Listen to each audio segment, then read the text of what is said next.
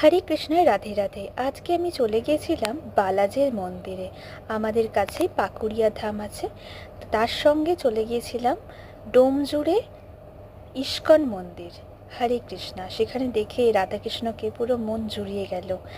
অনেক দিন পর আবার রাধাকৃষ্ণের দর্শন পেলাম। মায়াপুর থেকে আসার পরেই এখানেই গেছিলাম রাধাকৃষ্ণের দর্শন করতে। জায়গাটা সুন্দর, খুবই সুন্দর। সামনে আর একটু এগিয়ে এসে রাধাকৃষ্ণের মন্দির থেকে বেরিয়ে অনেক লোকজন ওখানে বসেছিল এবং ওখানে কীর্তন হচ্ছিল। সামনেই ছিল একটা মহাদেব, হর হর মহাদেবের মন্দির।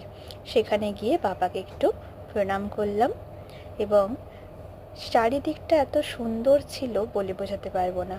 তারপর চলে গেছিলাম আবার পাকুড়িয়া ধাম। পাকুড়িয়া ধামে দেখো সুন্দর একটা দৃশ্য, এত মনোরম দৃশ্যটা দেখে খুবই ভালো লেগেছিল। একটু ফটো ক্লিক করে নিয়েছিলাম তার জন্য। আর এত সুন্দর সেখানে পরিবেশটা ছিল, চারিদিকে লাইটিং, একটা অপরূপ দৃশ্য ছিল।